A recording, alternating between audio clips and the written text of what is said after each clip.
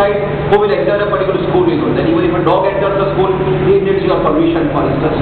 And this is something very condemnable. In fact, I spoke to some of the people, and as you know, people are generally by nature they are timid, they don't stand up, they are afraid of their own colleagues. And I made it known to the Vice Chancellor also, said that can a dean of a particular school behave like this? Can he indulge in salutation?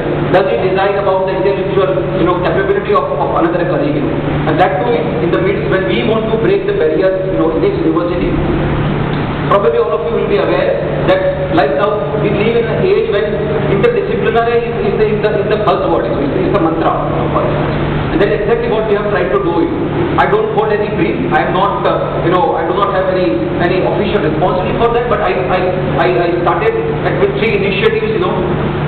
One has been on what is called Inter-University Consortium, on Himalayan glaciers, which one of my colleagues, in CSRD, he is the focal point, and there are 4 universities that partners, Kashmir, Jammu, Sikkim and JNU, which got 18 crore rupees from Department of Science and Technology. And now we have 2 more consortium. In fact, I would say, that work itself became the problematic, so far as this particular dean's behavior is concerned, because he wanted to stonewall the consortium, on atmospheric aerosols and climate change, and I did not let that happen. He wanted to personally grab it, and Vice Chancellor did not want it.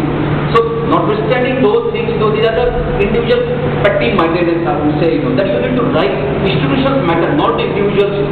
And unless and until you widen your horizons, I would say sky is the limit, for instance. And you will be surprised to know that even if in the midst of chaos in which we live generally, I would say, we have not tightened our belts, we are not still doing our best. Still, JNU, is rated at the best. Wherever you go, you find people of JNU, for instance, and people will look with awe when you talk about JNU, for instance. So we need to, these ups and downs in any system will always be there, but we need to be on guard. And I am trying in my own school. Some of these students are familiar, by initially for making science visible. I have slow for 5 years. I have not yet been able to make a tent. I am sorry to say, but well, as I say, I can take horse to water, but I can't force horse to drink water. And that is the kind of a classical back-end power kind of a problem that all of us are facing. But that does not mean that you give up. And often people ask me, our students also ask me, "Sab main akela hu, I am the only one, what can I do, what can I do?" But that's exactly it. You will know, when that person comes, you will see, he is a classic example of an individual initiative. And because I know him, since my student days, he will say what of that. I'll be meeting him after quite long time, But he is also an example that what an individual can do in a system such as ours. Whatever you can describe our system, dishonesty hai, kafi self-centeredness hai, a lot of things are there. We are not performing our best for instance. And still you can make a difference for instance. And so that is exactly what let me link up with the subject which Mayank has chosen, And I thought it will be the best tribute, for instance, for Earth Day, which happened to be yesterday, and we are having this kind of a commemorative function, for Earth Day today. Now let me, without waiting for a few minutes, let me try to take you back to that particular time and age when this whole debate started, and why the significance of this, coining of the phrase called only one Earth. And this is exactly almost around the time, little before that, when I started doing my work, sitting in Janam Hostel, when I started doing my PhD, and this also coincides with the work which I did, and I'm something which the dean of the particular school was asking for character certificate, what does he know and other things. So I brought this, I thought sometimes you need it, sometimes you need character certificate. Sitting in Salem Hostel, I wrote this article as a still a research scholar. 1986 I am talking about. And probably many of you may not have been born at that time also. And it was published in the Canadian Journal of International Affairs. And the title of the article is Destroying the Global Environment, Another North-South Dialogue.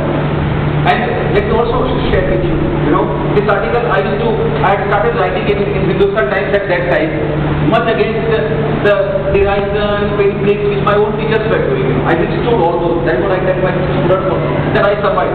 In spite of all those things which they tried to do, the link pulling, the tendencies were there. I used to know that in the mass also the students will, cut that article from Hindustan Times, and paste it on that, and they will write under it identity crisis. So things have not much changed. The faculty also does the same. When I talk about my own school, this is basically human problem.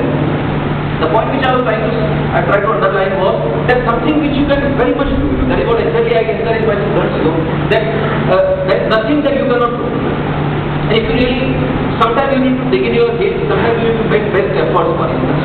And when I wrote this article, it was not accepted by the Hindustan Times. It came back, again I worked on it and sent it to the Canadian Journal, and they paid me $250 in 1986 I am talking about. And this is now the best part.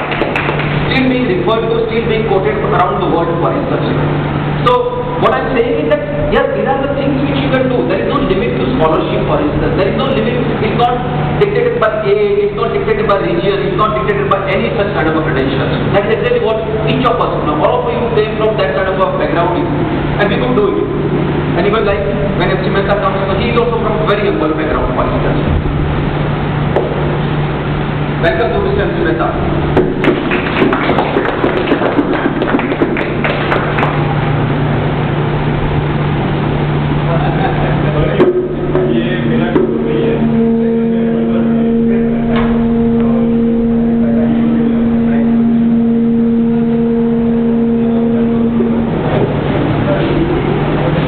I'm very happy that this forms an occasion when we could get together after quite some time, almost a couple of years. He has been also very busy, and I was working. So, should I continue? Yes. So let me just take a few minutes. I was just trying to put a little emphasize on the significance of some of those initiatives which we had taken earlier. Now, let me come back to the whole issue of only one earth, which formed the title of the volume, which was brought out by a famous economist, Barbara Ward, and she had joined with René Dubos. And this came immediately preceding to the Stockholm Conference, the first UN Conference on Human Environment. Now it's a very interesting kind of a scenario where around 71, 72 or so, series of those scholarly works have started appearing, like a study of Club of Rome which came out in 1972, which tried to, again, a group of scholars and economists had tried to underscore the point, or they were trying to do loud thinking, that within the resources which are available on this planet Earth, is there any limit? Or is it possible that with the galloping population, with limited resources, is it possible for you to grow in a limitless manner? And this is a very legitimate question. There is anything finitude about the kind of the growth that you are talking about, for instance. Can you temper with nature in an unabashed manner, for instance? And some of them, they did the prognosis. They said, well, if you do like this, there will always be like what the economists call as a law of diminishing returns will start applying, beyond the point, it will start hurting you, for instance. And so series of those things came out, and Barbara Ward's this seminal book, Only One Earth, was very classic, which was specially prepared for the first UN Conference on Human Environment. There were several others, like that limits to growth, a report by the Club of Rome, where again these economists, scientists and the scholars were trying to, probe this question, saying that, well, we have the scientific prowess, we can progress, in an unlimited manner also. But the question is, again, you do not know the kind of the consequences it will bring about for you, and whether it is possible for you to control it or not. And this is a kind of what they call as a predicament of mankind. That on the one hand, you want to grow, and that is exactly what the word growth or development was utilized or used by the late Indian Prime Minister Indira Gandhi. When she went to the first UN Conference on Human Environment, she was one of the only two heads of government who were present in Stockholm. The other one was the late Swedish Prime Minister, Olof Palme. Unfortunately, both of them were, unnatural, they met the unnatural death, Olof Palme was shot dead subsequently, and Indira Gandhi was assassinated subsequently. But when she rose, she represented the needs and aspirations of the teeming millions in the developing world, And when she addressed the Stockholm gathering, which I quoted in my article, she said that, how can I ask my people, not to pollute, when their lives are contaminated the source. For you in the civilized country, it's a matter of luxury. For us, it's a question of survival. So the question of survival versus luxury. Survival versus luxury. So if you notice, 40 years down the line, the echo of what Indira Gandhi had said in the Stockholm Conference still reverberates across every single global environmental platform. Issues remain the same. We have not made much progress because the poverty has still grown. I think, unabashed manner, for instance, even a country like India today, there are different figures which different people give depending upon the criteria of poverty they use, they say 400 to 600 million people, for instance, 400 to 600 million people in India, still live below poverty line, who have no access to, kind of a nutritional food, electricity, tap water, sanitation, any of those luxury which people in a urban life they really boast for. So you are confronted with that kind of a reality. The question was, what Indira Gandhi has posed that question, a development, issue of development. And again, I will take to the larger issue of what kind of development is there in modern day. And many of these people have given the warning, like those who are students of history and economics, they will know that immediately after India became independent, we tried to follow that P.C. Mahalanobis model, which was based upon, the Soviet model, heavy industry-centric model, for instance, or what some people call as a Western model of development. That first you create the problem, and then you try to look for the solutions. But then since almost the genie is out of water, that can you do it? Can you control that kind of a problem? And that's kind of a dilemma that we are still confronting. Day is in and day out, everywhere, for instance. On the one hand, there is a quest that you need that kind of a development. What Indira Gandhi said that, well, how can I remove poverty, backwardness, malnourishment, unless and until we develop? And again, I take you back to 1948 when India became independent. 1947-48 when India became independent. That one British journalist, went to Mahatma Gandhi, and asked him a question, saying that now, Mr. Gandhi, India is independent. Would you favor the same path of development which Great Britain has followed? And Gandhi said, certainly not. He said, why? And Gandhi replied to him saying that, well, if it took Great Britain to develop with the help of half of the world's resources, more than 49 colonies and the rest bases, he said that how many colonies do a country like India require? And the issue which he was trying to underscore was inherently exploitative nature of the colonial enterprise.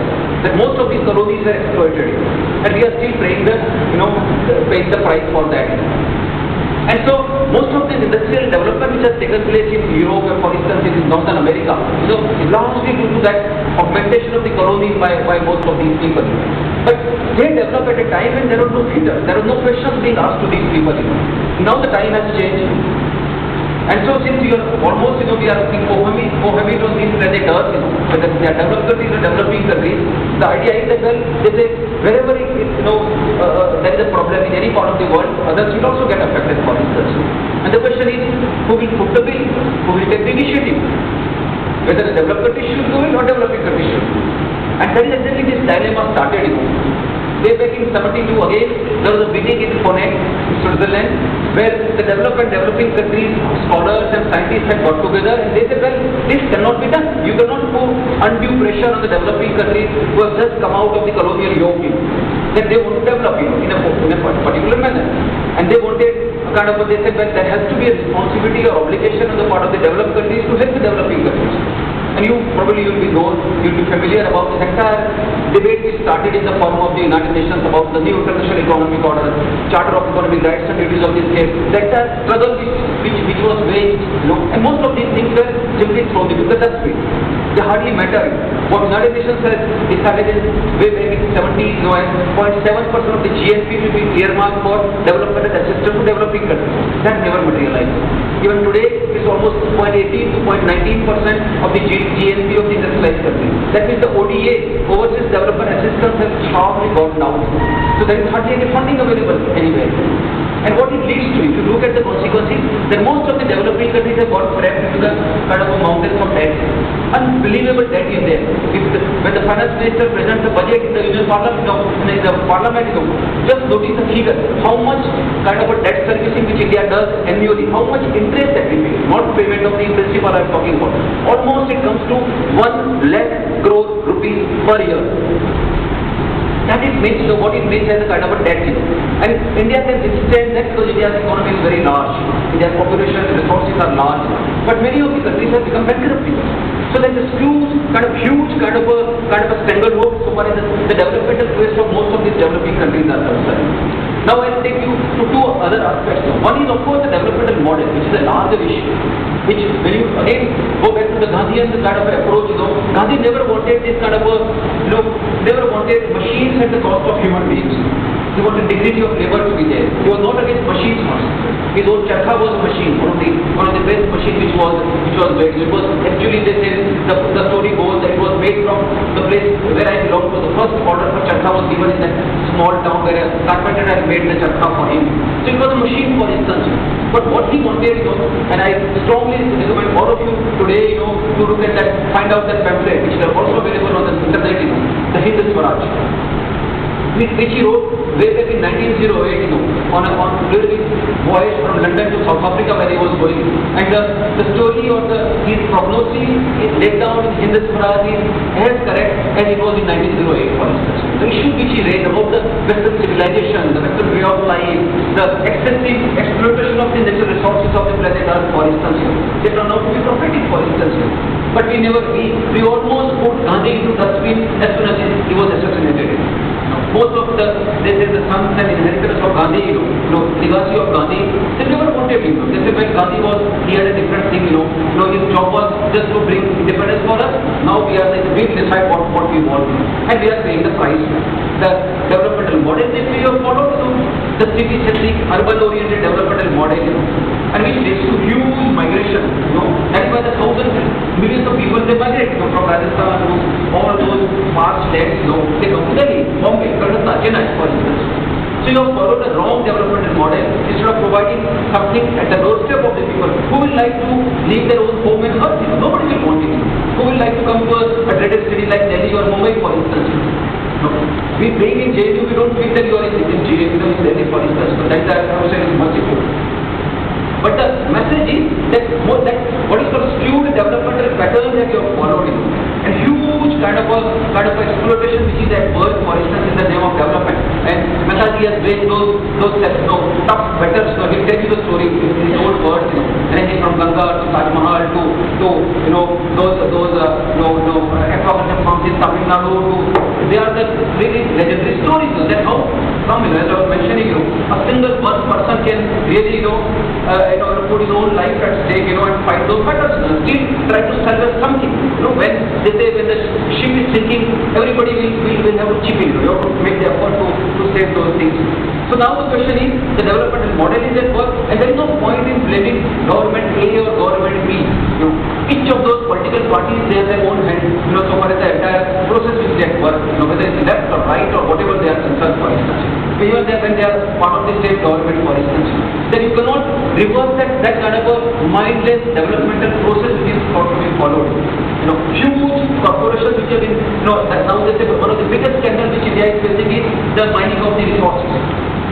That is why there are scandals, including scandals, even the coal block scandals, for instance, there are multi-billion-dollar scandals are there because these resources are up for grab. Many of the national parks and sanctuaries, they are now being targeted because huge mineral resources are stored there, for instance. And that is why you notice huge people's movement at work in different parts of India. Again, that development, everybody wants development, but development which does not become irreversible, which does not harm you beyond a point. Then you want water, clean drinking water, for instance. You want clean air, for instance, or the land which can really be fertile, which can grow some good crops, which can provide you something. And if that is not available, that development becomes almost a wasteland, for instance. Then you literally follow a sculpture, for instance, you don't leave anything behind, for instance. And so these are the very seminal questions that are being posed. Now the question is, I will not fetch much, there is any question or something we can discuss about it. The question is that we do not want to just do some kind of a armchair academic discussion itself. The question is, what many people they ask is that what do you do? Do you wait for these governments to come to your rescue? Or, like what Gandhi used to always say, that well, if I want to see the change, I must be the change. I must do it. वो कहते हैं ना आपकी करनी और कथनी में दोनों में you must. I'll give an example. When Gandhi, a small child, he was also a medical. He used to give advice to people. So he said he was having some stomach problem, and he wrote to Bapu saying, "Tell me, what should I do?" And Gandhi was going to advise him that you should, stop taking salt for some time, And before he writes, he puts his pen to paper. Gandhi himself stopped taking salt for a couple of days. So if you have that kind of a conviction, nothing can stop. Otherwise, nobody was going to see that what Gandhi was preaching, and that is what many of the people here they will say, कि रोजी रोटी का सवाल है Now, if I preach, I do not need to practice. See, if a teacher does not practice, how can the students then practice also? So, what I suggest is that some of the small steps which each of the individuals can do it, and that will make a difference.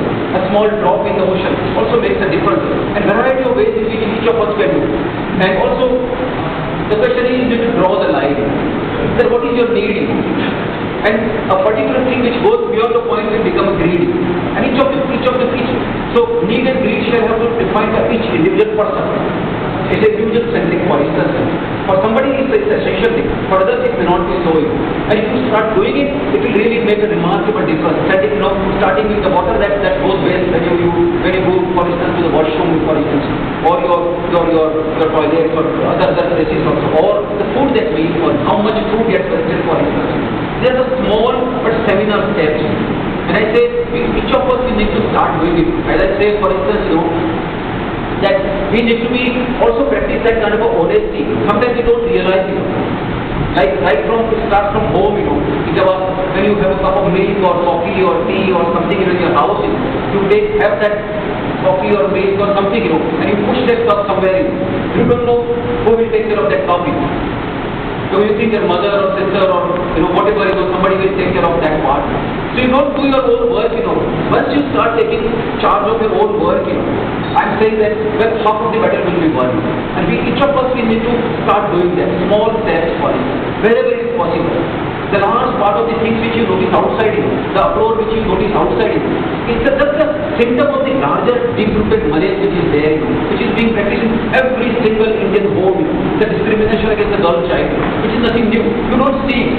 It's so pervasive, for instance. And so we need to address those symptoms. I keep asking my students also. And unless you make a beginning, and that is the real education. Degrees will follow it. Because once you reach the JV gates, you know the kind of the situation which is outside Bundrega and beyond it. So that is the real education. And when we talk about this kind of on the occasion of Earth Day, this full dichotomy or dilemma between environment and development, I'm saying that each person shall have to grapple with that challenge without waiting for big speeches and sentiments being expressed. And I think that will make the difference. Thank you.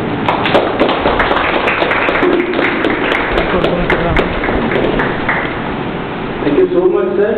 Now I would like to welcome Professor Sri M.C. Mehta ji, Advocate M.C. Mehta ji, who is a renowned environmentalist and also a Raman Magsaysay awardee, popularly known as One Man Enviro-Legal Brigade.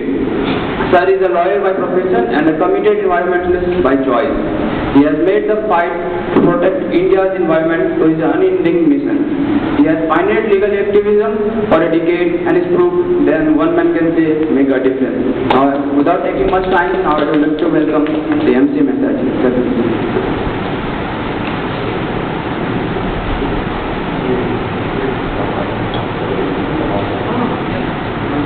Can you hear me? Yeah. Okay.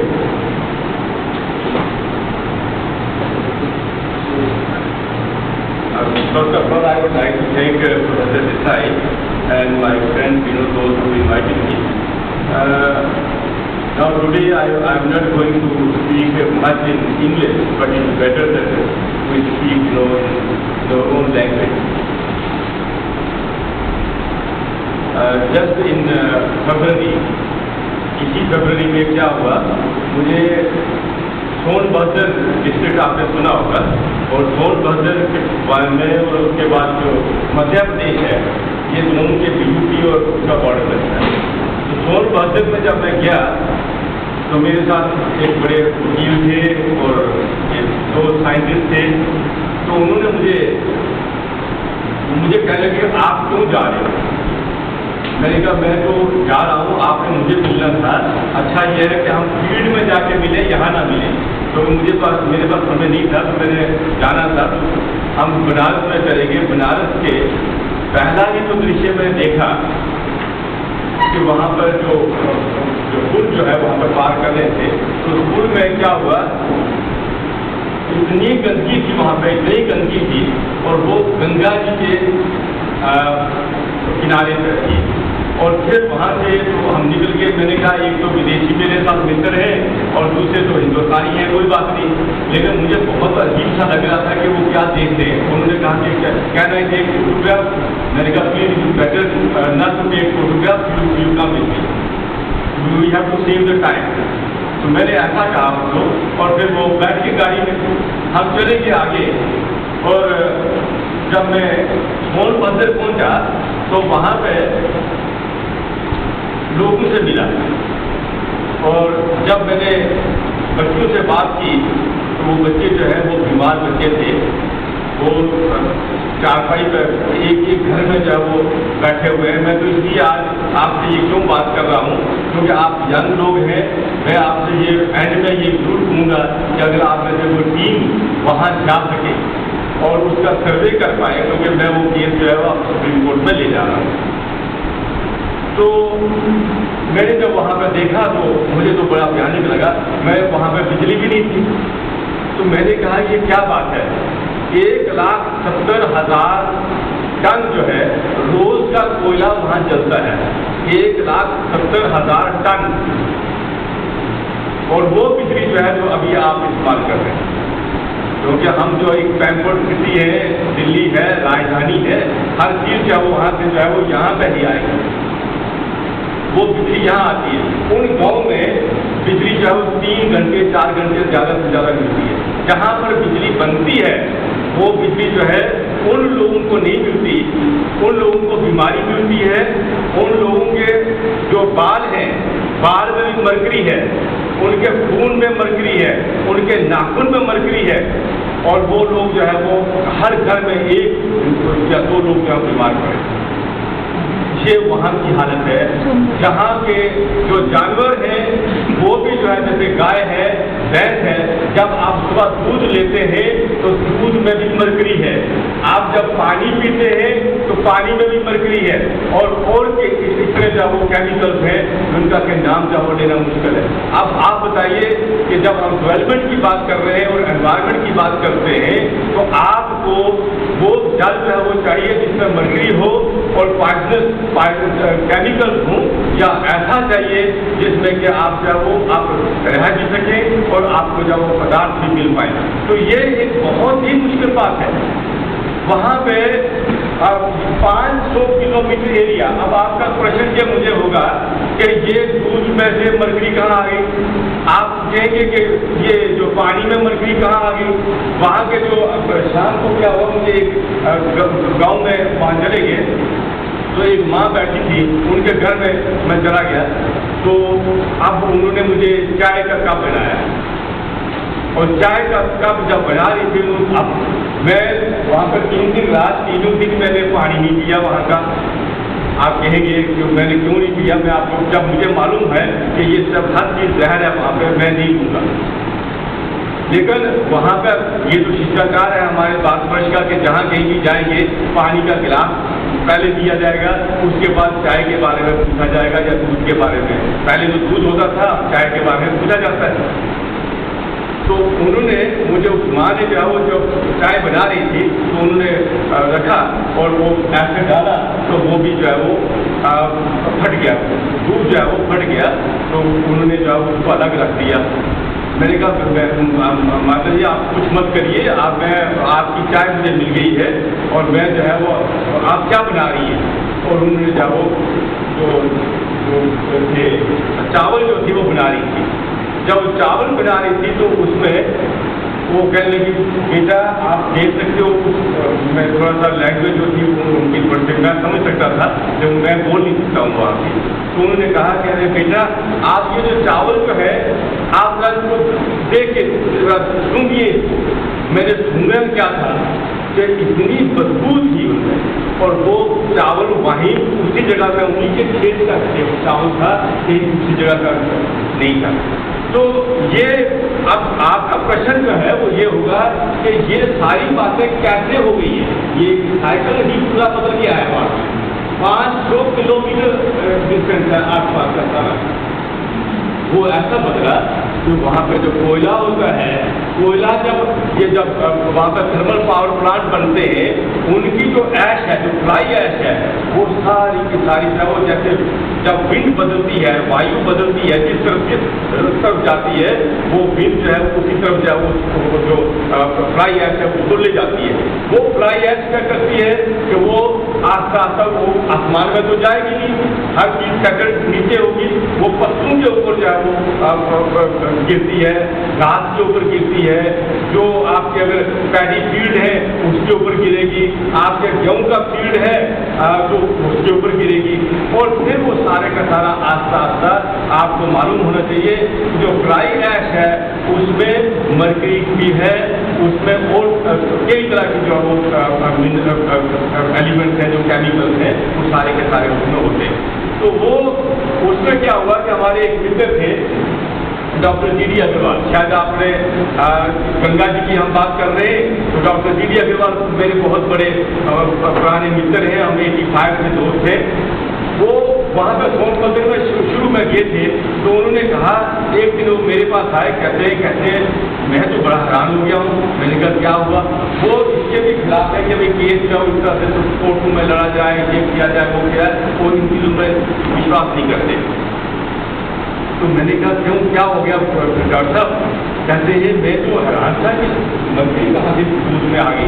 तो उन्होंने जब वो देखने लगे तो उन्होंने कहा कि मैंने ऐसे ही कह दिया कि यहाँ की सब्जियाँ जो है उनको भी जब आप सैंपल टेस्टिंग के लिए भेज दीजिए, यहाँ का जो दूध है वो भी भेज दीजिए, यहाँ का पानी है वो भी भेज दीजिए, यहाँ का जितने भी जो गेहूँ है, जो भी है, चावल, सारे भेज दीजिए। कहता सब के सब। और कहाँ पे? इंडियन टॉक्सिकोलॉजिकल रिसर्च सेंटर जो सरकार का है, भारत सरकार का वहाँ लखनऊ में, वहाँ उन्होंने भेज दिया। उनके अपने ऑफिसर थे, और वहाँ से जब रिपोर्ट आई तो उन रिपोर्ट में ये पाया गया कि यहाँ तो ये सब कुछ ही पॉल्यूटेड है, सब कुछ ही पॉल्यूटेड है, कि पॉइजन। तो तब जब वो मेरे पास आए, उन्होंने कहा कि मैं तो वहाँ से कोई आशा नहीं दिखाई देती, आप इस केस को जब आप लीजिए और मैं जब जो करने को तैयार हूँ, मैं आपकी जो सहयोग होगा मैं दूंगा। तो मैं आपके बात ये शुरू हुई थी। आज जो है वो बढ़ता वो 500 किलोमीटर में, जब उन्होंने मुझे बात बताई थी तब तो कोई अबाउट 200 किलोमीटर थी। अब उसका जो दायरा जो है वो फैलते 500 किलोमीटर के अंदर हो गया। अभी मुझे 13-14 लोग जो है वो 2 दिन पहले आए थे, वहीं से सोनभद्र से, जो आदिवासी हैं, तो वो जो कि वहाँ पर कई सेंचुरी से रह रहे थे, वो लोग बेचारे आए, उन्होंने मुझे बात बताई।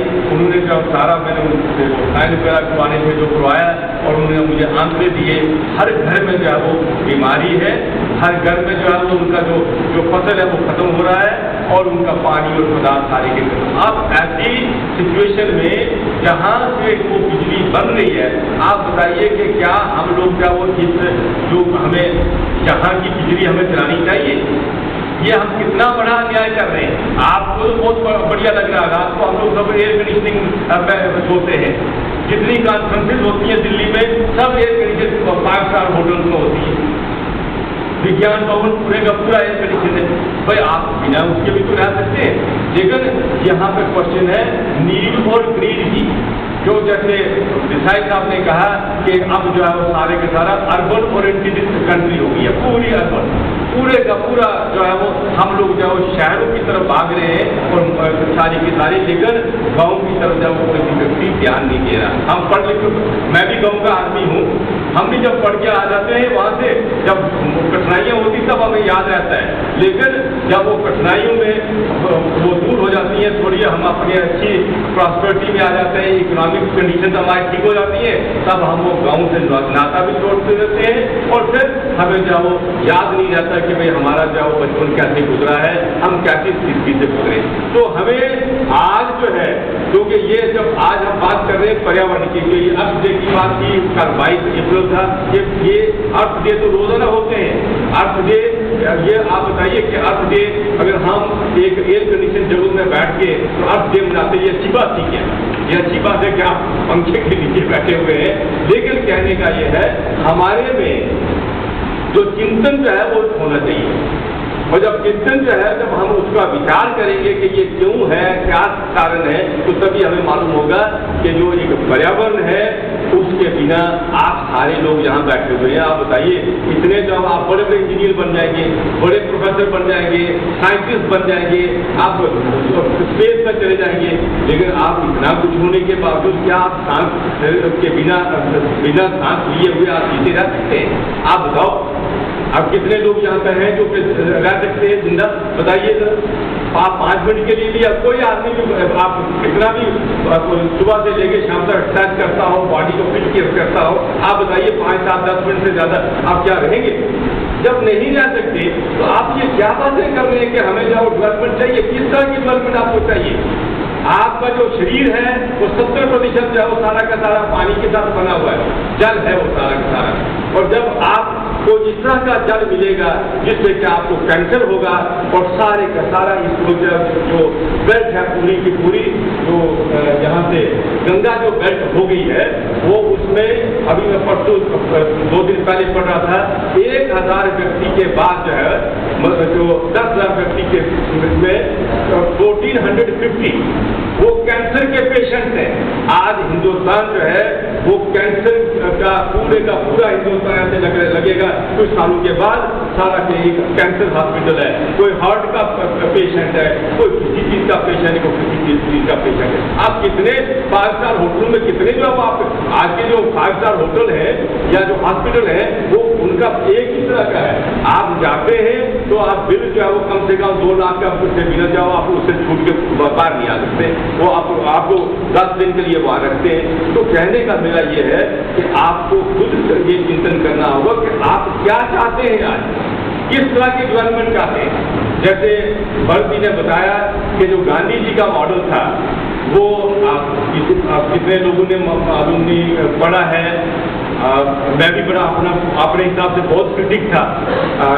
जब हम लोग होते हैं अपने, जैसे नांदल जी हैं हमारे मित्र हैं, नांदल जी हम लोग जो जेपी मूवमेंट के लोग हैं, और जेपी मूवमेंट के बाद जब हमने जब बहुत जो यूथ के बीच में हम खुद स्टूडेंट थे, बहुत कुछ किया हुआ है। उस वक्त जब हम बड़ा जब गर्म जब हमारा होता है खून होता है, हम बहुत कुछ बातें करते हैं, लेकिन बाद में जब मालूम आता है कि जब मॉडल जो है हमें जो अपना विकास का मॉडल किस तरह का होना चाहिए, आज मैं वो सारी बातों को सोच के मैं यहाँ आता हूँ कि नहीं, जो वो आप गांधीयन मॉडल कहिए उसको, या जो प्राचीन मॉडल है उसको हम कहते हैं, जो कि हमारे भारतवर्ष में था कि जो ऋषि मुनि और जितने भी लोग थे वो एक पेड़ की जो पूजा करते थे, क्योंकि अब जैसे पीपल है, फल है, वो 24 घंटे जब आपको ऑक्सीजन देता है, तो हम जब उसकी वर्शिप करते हैं। आज अगर जो हम लोग पढ़े लिखे जो स्टूडेंट्स हैं या लोग हैं उनको बात करें क्या बात ये क्या बात है, this all you know it is hawk watch हम लोग 1 मिनट में एक विकास जैसे कि हमारे जो ये जो पेड़ है ये तो हमारे दुश्मन है। तो ये चीजें जो है आज अगर हमें ऐसे पेड़ों की जरूरत है जिसमें के 24 घंटे ऑक्सीजन होगी तो हम उनको तो पूजेंगे, लेकिन जो ऐसे पेड़ जहाँ पर हैं कि हम जो पेड़ लगा दिया कोई एक चाहे बुश है या दूसरी है, अगर हम उसको काट देंगे तो उससे क्या होगा, हमारा जो है उसको काट देंगे तो उससे आप बताइए क्या हालत होगी।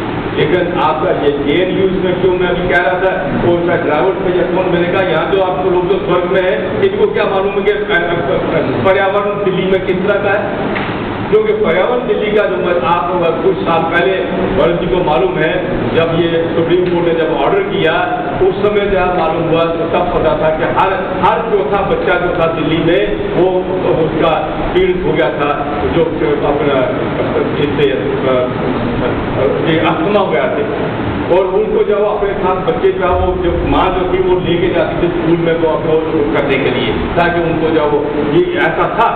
लेकिन ये याचिका जो है उस समय मैंने ली और सुप्रीम कोर्ट ने जो उसमें किया, और सुप्रीम कोर्ट की बहुत बड़ी कंट्रीब्यूशन है कि आज क्या वो CNG और ये और वो जितना भी पहले तो लोग यहाँ दिल्ली में बस यहाँ पे उतरते ही एयरपोर्ट पर उतरते ही वो राजस्थान भाग जाते थे, आगे पीछे बैठते थे, लेकिन आज जो है वो उसका वातावरण पूरा ये हमारे जो पॉलिटिशियन है उन्होंने नहीं किया, ये एक ही इंस्टीट्यूशन ने किया, वो सुप्रीम कोर्ट ऑफ इंडिया था। वो भले ही जब वो लेने के लिए, इनाम लेने के लिए, तो अपने जो चीफ मिनिस्टर थी उनको वहाँ वाशिंगटन डीसी में बुलाया गया और उनको इनाम मिला। ये बताए हुए कि 6,000 7,000 बसेज, आप अगर उनके बसेज को बोले largest fleet in the world running on CN, ये आप पढ़िए, आप उसमें होता है। ये किसने किया, क्या हुआ, ये सारा कुछ सुप्रीम कोर्ट ने किया। जब हम गंगा जी की बात करते हैं तो गंगा जी में आप बताइए, हमारे जो कल्चरल हेरिटेज की बातें जब हम करते हैं, हमारा अगर कल्चर ही नहीं रहेगा, हमारी हेरिटेज ही खत्म हो जाएगी, तो आप अपनी कितनी भी जो है बड़ी आप डेवलपमेंट की बातें करें, वो कहाँ की कहाँ आपकी दरी की दरी रह जाएगी। आप जब आप ख्वाब में सोचते रहेंगे कि गंगा जी की थी, आप अपने हिस्ट्री बुक्स में पढ़ते रहेंगे और वो भी हिस्ट्री बुक्स भी थोड़ी देर के बाद वो भी बदल जाएंगे, वो क्योंकि हमारे जो नेता लोग हैं वो अपने हिसाब से जो बदलते रहते हैं वो सारी की सारी। तो आप जो है गंगा जी की हालत ये है, मैं कल ही एक और याचिका मैंने फाइल की थी, वो स्वामी जी की तरफ से थी, और उसमें एक नया एस्पेक्ट है, और वो नया एस्पेक्ट ये है कि भाई गंगा जी को जो है वो उसका कुछ हिस्सा तो बचा लो। 2525 किलोमीटर गंगा जी है और वो हिमालय से निकलते हुए बे ऑफ बंगाल में जाती है, और ये 2525 किलोमीटर का सारा जो ऊपर से भी और ऊपर पानी रोका जा रहा है, और वहाँ पे टनल्स में 25 किलोमीटर, 30 किलोमीटर, 40 किलोमीटर, ये सारे के सारे पूरे के पूरे पहाड़ों को खत्म कर किया गया। कोई रेड्डी ब्रदर्स है, कोई ब्रदर है, कोई ब्रदर है, कोई ब्रदर है। एक तरफ तो कहते हैं कि कोयले की दराली में मुंह काला, 1,70,000 रोजाना जो कोयला है वहाँ पे चल रहा है, और आप उधर से स्कैम जो कोयला का आज भी पार्लियामेंट में हुआ है, स्टैंडिंग कमेटी ने दिया है, और उसमें जब आप देखिए सबके जब नाम पढ़िए ऊपर से नीचे में किस कौन से लोग इसको डालेंगे, क्योंकि ये घोटाले जो मिनरल्स हैं, सारे के सारे पदार्थ जो है, हम उन पदार्थों को लूट रहे हैं, जो हमारे पूर्वजों ने हजारों साल तक उसको सुरक्षित रखा है। हमने जब उसको आज जो है उसको लूट के एक ही 5 साल में ये सरकार आई है, कल दूसरी सरकार आ जाएगी, हमें सरकारों से कोई मतलब नहीं, हमें पॉलिटिक्स से कोई मतलब नहीं, लेकिन उसको जो वो आपकी जो सिक्योरिटी की बात है, जिसको कि आगे जो जनरेशन है उनको कैसे सिक्योर किया जाए, उनकी जो लाइफ को कैसे सिक्योर किया जाए, जिसको इंटरनेट इंट्रा जनरेशन प्रिंसिपल बोलते हैं, वो कहाँ रहेगा इस देश में।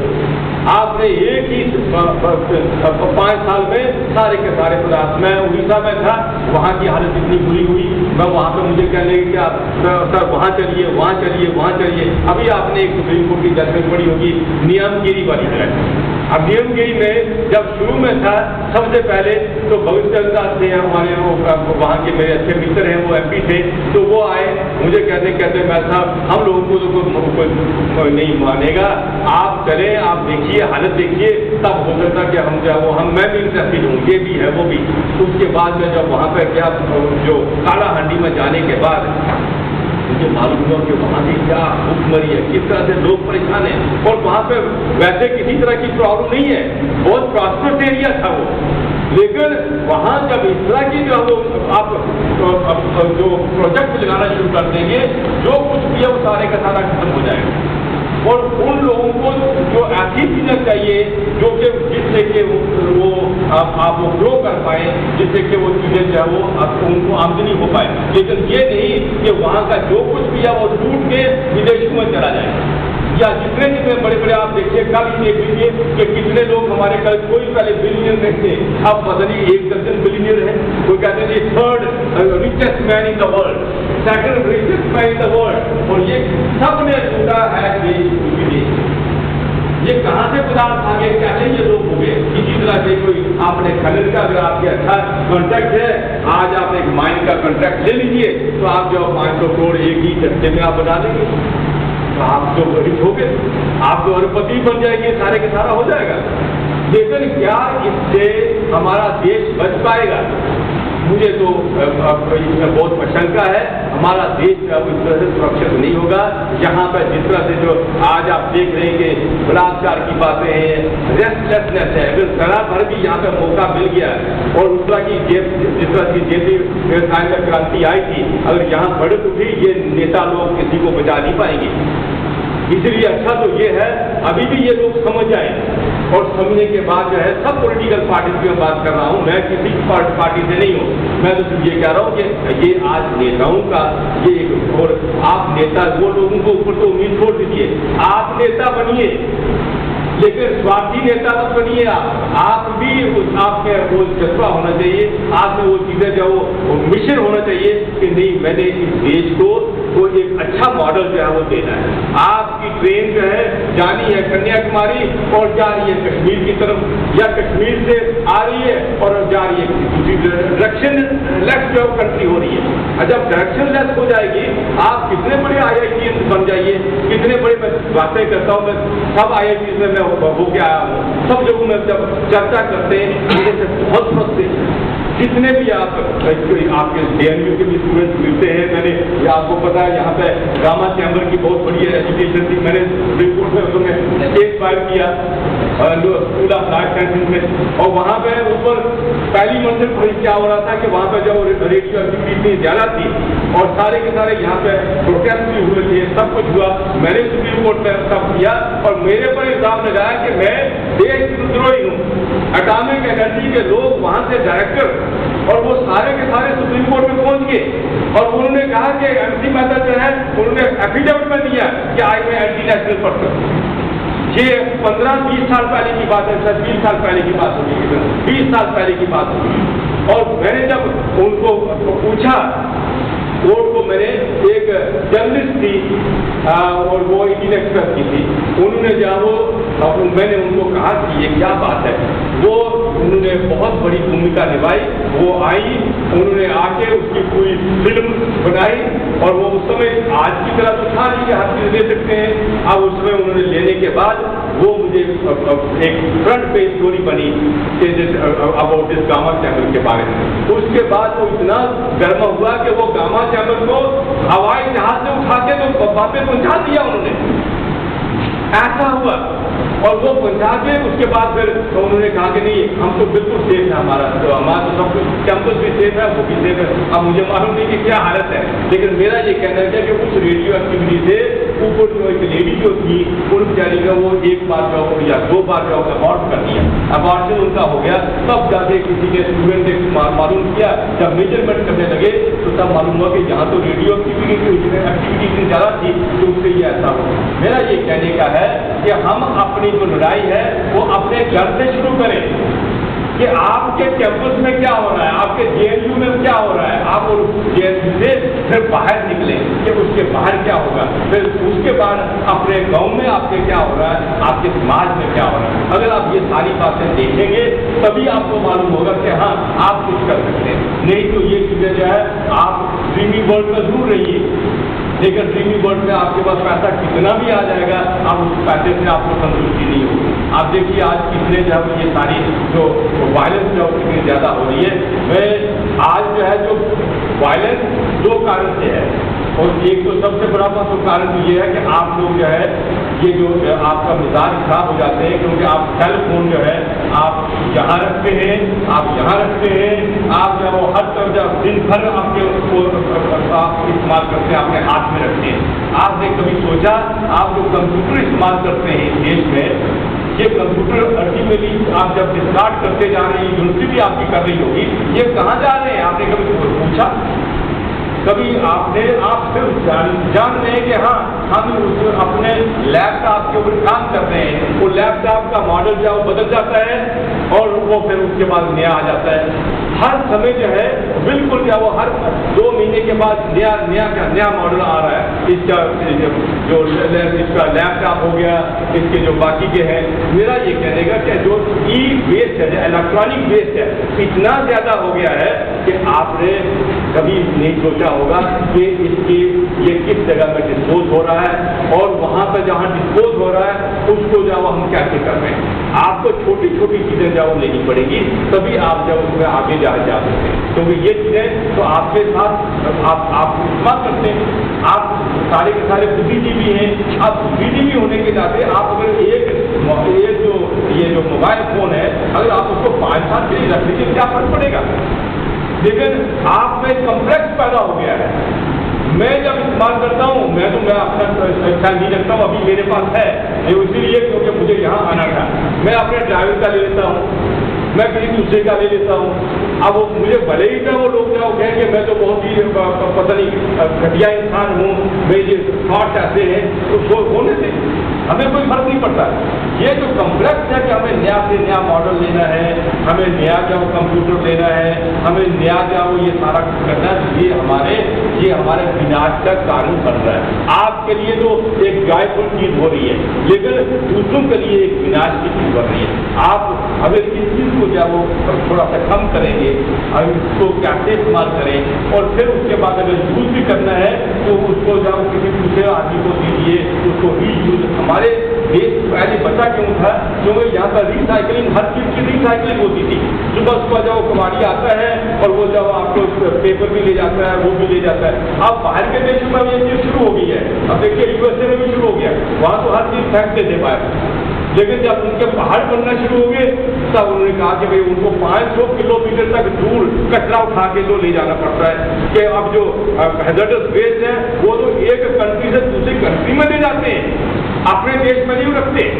वो जो वो कहीं अफ्रीकन कंट्री देखेंगे, कहीं जो यहाँ पे इंडिया देखेंगे, कहीं जो ऐसी कंट्री है जिनको इस चीज के विषय में मालूम नहीं है। तो हमारी जो हालत है वो किसी भी तरह से आप देखें तो सुरक्षित नहीं है। आप जो है अच्छा तो यह कि आप बोलिए, आप मुझसे कोई क्वेश्चन करना है तो आप बताइए, लेकिन दुख की बात यह है कि अगर आप कल जो है यही आप क्यों पी रहे हैं ये आपने कभी सोचा है? तो आपके पास जब गंगा जी नहीं रहेंगी, आपके पास जो नेचुरल रिसोर्सेज नहीं रहेंगे, आपके पास जो ये सारी की सारी सब चीज़ें आपसे चली जाएंगी आपके हाथों से, तो तब जो है वो आप कहेंगे कि हाँ हमारा कभी देश था, सोने की चिड़िया थी। आप क्या है?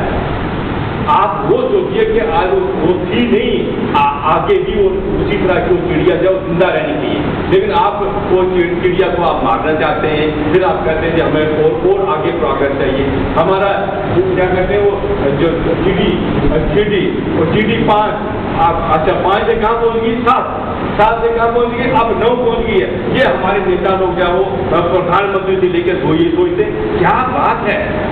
आप भूटान का मॉडल देखिए, वहाँ पे कोई GDP की बात नहीं करता, वहाँ पे ग्रॉस हैप्पीनेस अकाउंट की बात होती है। वहाँ वो भी तो देश है, यही हमारा पड़ोसी देश है। वहाँ के जो लॉ थे या जितने भी जो है वो वहाँ के वो सब के सब लोग जो है ग्रॉस हैप्पीनेस के, आप खुश कितने हैं, आपका इंडेक्स जो है वो हैप्पीनेस का इंडेक्स कितना है। जब आप हैप्पीनेस इंडेक्स की बात करते हैं तो तब जो अगर आपको पानी ये खरीदा नहीं जा रहा है, आप जो वो आप जहाँ से आपके नल से जो निकलता है वो साफ पानी अगर मिल रहा है तो आपको ये पैसा खर्चने की क्या जरूरत है।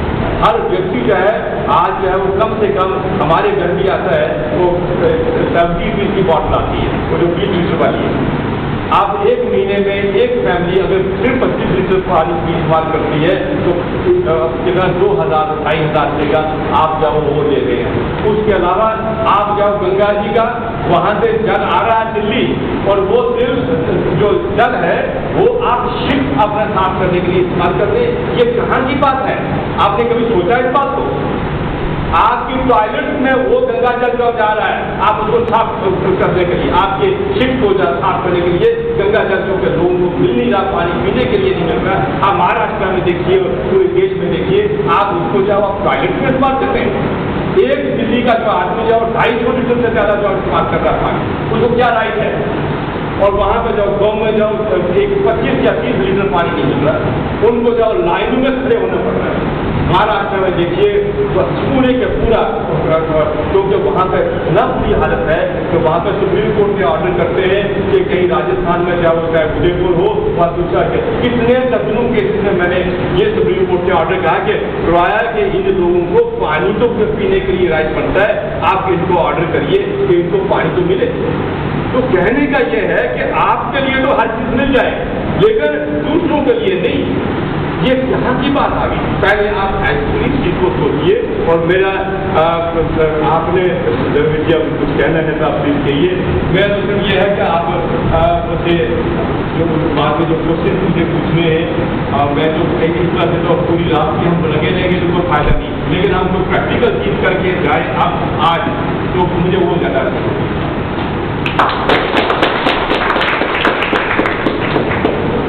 आदरणीय मेहता जी और हेडसर साहब और मेरे प्यारे बच्चों, मैं तो बोलना ही भूल गया। मैं इतने सालों बाद, कितने 10 साल 20 साल बाद मेरे हाथ में माइक है, मुझे बोलना नहीं आता।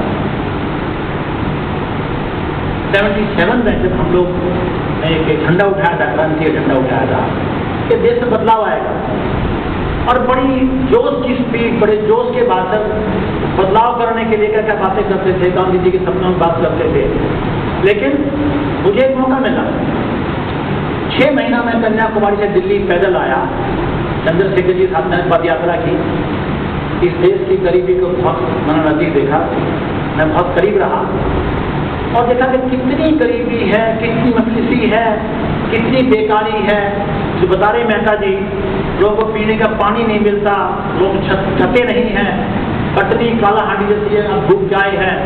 हमारी बहनों के पास, बेटियों के पास में कपड़े नहीं है, 2 मीटर कपड़ा बांध के नीचे से। अभी मैं कुछ दिन पहले किसी फंक्शन में गया हुआ था, तो एक नेता, एक कांग्रेस के MP बोल रहे थे कि हिंदुस्तान कहाँ से कहाँ पहुँचा है। उन्होंने जो है हमें कपड़े दे दिए हैं, हमें कुर्ता सिखाया है, हमें धोती सिखाई है, पजामा पहनना सिखाया है। तो उसने एक सवाल पूछा, कितने लोगों के पास में पजामा है, कितने पास में कपड़े हैं, हमारे पास कितने के पास में आज पूरे देश के अंदर पहनने के लिए एक साधन है। तो हम लोग सिर्फ दिल्ली और इसके आसपास की बात करते हैं। दिल्ली से बाहर निकल के देखेंगे आप लोग, तो आज भी दिल्ली के अंदर कितनी गरीबी है। लेकिन क्यों? बहुत जोश था मेरे अंदर भी, बदलाव आएगा। जब हम कन्याकुमारी दिल्ली पहुंचे तो बड़े जोश से 15 कुछ लोग हमारे मंत्री संती बने, सबूत खान खाए, हमने कस्में खाई कि देश में निकलेंगे, क्रांति आएगी, ये आएगा, वो आएगा, लेकिन कुछ हुआ नहीं। पहले हम लोग इतने नेताओं गाली दिया करते थे बैठ के, पार्लियामेंट में ये बैठेंगे, सब चोर हैं, सारे चोर हैं। लेकिन अब मैंने महसूस किया कि नहीं, वो लोग चोर हैं, वो सब ईमानदार हैं, बहुत साफ सुथरे लोग हैं, क्योंकि हम लोग हैं, हम लोग बर्दाश्त करते हैं उनकी बातों को। जिस दिन हमने उनकी बात बर्दाश्त करनी बंद कर दी, जिस दिन हम लोग खड़े हो जाएंगे, किसी पार्लियामेंट के अंदर, किसी आदमी की, स्टेट के अंदर किसी मुख्यमंत्री की हिम्मत हो सकती है कि आपके खिलाफ कोई कार्रवाई हो जाएगी।